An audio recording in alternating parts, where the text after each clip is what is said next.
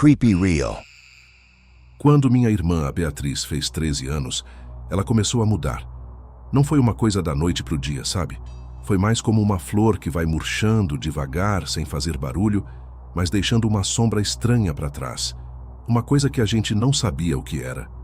Nessa época eu tinha 18 anos, tinha acabado de terminar o ensino médio, ainda não tinha entrado na faculdade, então eu passava a maior parte do tempo em casa, ajudando minha mãe e fazendo uns bicos aqui e ali. Foi por isso que eu notei as coisas antes de todo mundo. A Bia, minha irmã, sempre foi uma menina quieta. Nunca foi a mais popular da turma, nem a mais nerd, mas ela tinha um jeito tranquilo, quase ingênuo. O mundo dela era os livros, o caderno de desenho e umas 2 ou 3 amigas que ela tinha desde o primário.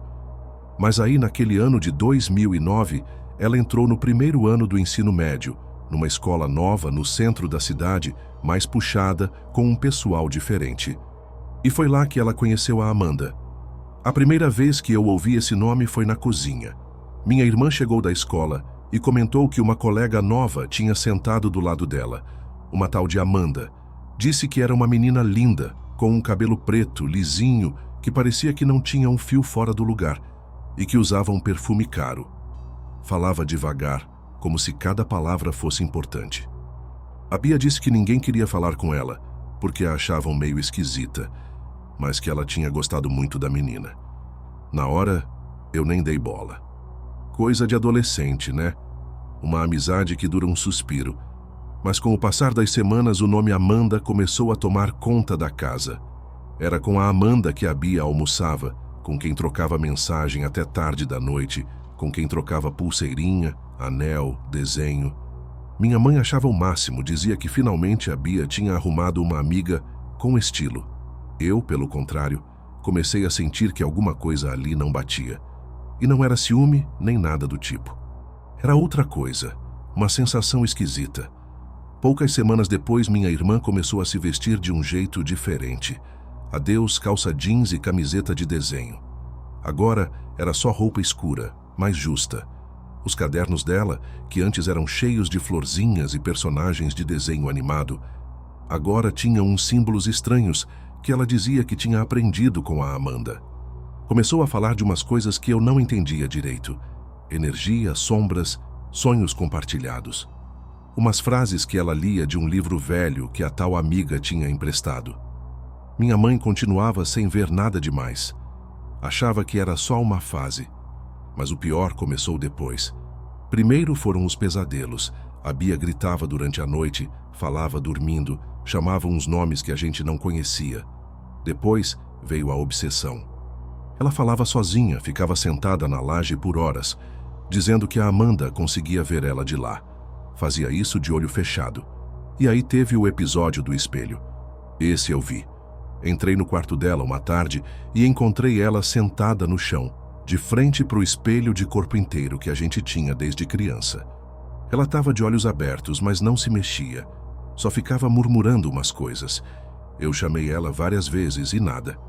Cheguei perto, toquei no ombro dela. Aí ela virou a cabeça de um jeito brusco e disse, com uma voz que não era a dela: "Você não entende nada." Ela me escuta. Esse foi o primeiro dia que eu senti medo de verdade.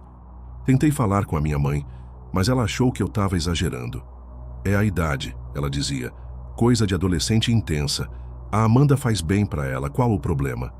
Mas eu já não via as coisas desse jeito. Tinha alguma coisa no olhar da minha irmã, no jeito dela responder, que não era normal. Parecia que não era ela ali, parecia que ela estava atuando. Decidi investigar essa tal de Amanda por conta própria. Não foi difícil achar a menina. Vi ela um dia na saída da escola. Era exatamente como a Bia tinha descrito. Alta, magra, um olhar profundo, o cabelo escorrido. Usava uma blusa preta, uma saia longa e um pingente de olho grego de prata. Mas o que mais me impressionou foi o jeito dela olhar. Era um olhar fixo, sem piscar, como se ela soubesse exatamente o que eu estava pensando. Cheguei perto de uma das meninas da turma e perguntei o que ela sabia da Amanda. A menina me olhou de cima a baixo e disse que ela era muito estranha, que não falava com ninguém, que às vezes parecia que ela falava sozinha no banheiro e que vários professores já estavam de olho nela. Disse que uma vez uma professora achou um passarinho morto dentro da mochila dela, mas que ninguém falou nada porque os pais da menina eram gente com grana. Aquilo foi o suficiente para me deixar ainda mais preocupada. Cheguei em casa decidida. Eu tinha que afastar minha irmã daquela garota. Não foi fácil. Quando eu tentei falar com a Bia, ela gritou comigo. Disse que eu era uma intrometida, que a Amanda entendia ela como ninguém e que se alguma coisa acontecesse com a amizade delas, as consequências seriam para todos. Essa última parte ela disse me olhando fixo, como se estivesse repetindo uma coisa que ouviu de alguém. Naquela noite, enquanto ela tomava banho, eu mexi na mochila dela. Achei um caderno com mais daqueles símbolos esquisitos, desenhos de umas figuras de mulher com asas pretas, umas frases em latim tudo mal escrito. Numa folha, ela tinha escrito o nome Amanda várias vezes, e embaixo a palavra vínculo. Nada daquilo fazia sentido. Falei sério com a minha mãe. Mostrei tudo para ela. E aí, finalmente, ela concordou em fazer alguma coisa. No dia seguinte, sem avisar, fomos buscar a Bia na escola. Levamos ela direto para uma psicóloga. Não foi uma consulta fácil. Ela não queria falar, mas depois de algumas sessões, ela começou a se abrir um pouco. Disse que às vezes ouvia a voz da Amanda dentro da cabeça dela, que sentia que não conseguia respirar se não visse a amiga, que elas tinham feito um compromisso e que se ela quebrasse, uma coisa muito ruim ia acontecer. A gota d'água foi uma semana depois, quando a Amanda apareceu na porta da nossa casa. Quando eu abri a porta naquela tarde, eu não soube o que dizer. Lá estava ela, parada na minha frente, com a mesma expressão fria, controlada, como se não se importasse de ter sido assunto em várias sessões de terapia, nem de eu ter deixado claro, através da minha irmã e da escola, que ela não era bem-vinda. Ela usava um vestido preto com uns detalhes bordados em vermelho, o cabelo preso com uma fita da mesma cor, e na mão segurava uma caixinha enrolada num pano velho. Ela não disse oi, nem boa tarde. Só me olhou e perguntou: "A Bia tá aí?" Minha mãe estava na cozinha e eu, por puro instinto, me botei na frente da porta. Falei que ela não estava, mesmo sabendo que a Bia estava ouvindo tudo da escada. A Amanda não insistiu. Só abaixou o olhar, murmurou uma coisa que eu não entendi, tipo uma reza ao contrário, e me entregou a caixa. Entrega para ela, é parte dela. Depois, saiu andando, com a mesma tranquilidade que chegou. Eu fechei a porta tremendo, não de medo, mas de raiva. Subi correndo com a caixa na mão e falei para Bia que aquela menina nunca mais ia botar o pé na nossa casa. Ela gritou, disse que eu não podia fazer isso, que eu não entendia o que estava em jogo. Eu me tranquei no banheiro e abri a caixa. Dentro tinha uma bonequinha de cera, parecida com aquelas de macumba, mas sem rosto. Tinha um pavio na cabeça e estava toda coberta com umas letras que não dava para ler. Tinha também um tufo de cabelo preto e liso. Claramente não era da Bia. Naquela noite, minha mãe queimou aquilo no quintal sem dizer uma palavra. Os dias seguintes foram um inferno. A Bia entrou numa deprê profunda. Chorava sem motivo, não queria comer. Dizia que a Amanda estava triste, que estava sofrendo e que ia nos perdoar se a gente deixasse tudo como estava. A psicóloga recomendou que a gente tirasse ela da escola na hora, mesmo que isso significasse que ela ia perder o ano. A saúde mental dela era mais importante. E foi o que a gente fez. A Bia parou de ir às aulas. Trocamos o número do nosso telefone. Cortamos a internet dela por umas semanas e, nem pensar, ela não podia voltar para perto daquela escola. Aos poucos, ela foi melhorando. Mas o que fez a diferença de verdade não foi o isolamento nem a terapia. Foi o que a gente descobriu sobre a Amanda depois. Um dos poucos amigos que minha irmã ainda tinha da escola antiga era um menino tranquilo, com quem ela trocava umas mensagens de vez em quando.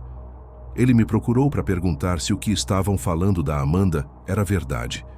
Eu disse que não sabia do que ele estava falando.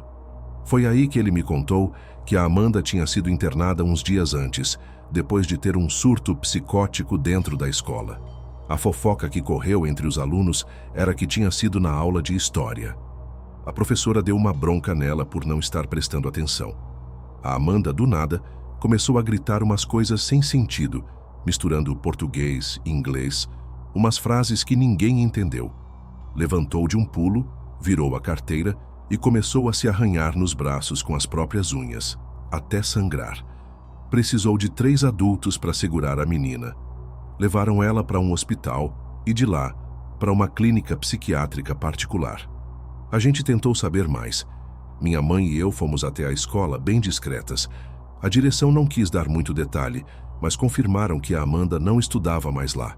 Disseram que ela tinha tido um problema de saúde. Ninguém quis falar mais nada. Mas uma secretária, com uma vozinha de avó preocupada, comentou com a gente por baixo dos panos. Coitadinha, é tão inteligente, mas é tão sozinha. A senhora nos disse que ela morava num condomínio ali perto, numa casa com a fachada impecável. Os pais eram médicos ou advogados, gente ocupada. Viviam viajando. A menina, segundo a secretária, praticamente morava sozinha. Ia e voltava da escola de táxi, comia o que encontrava.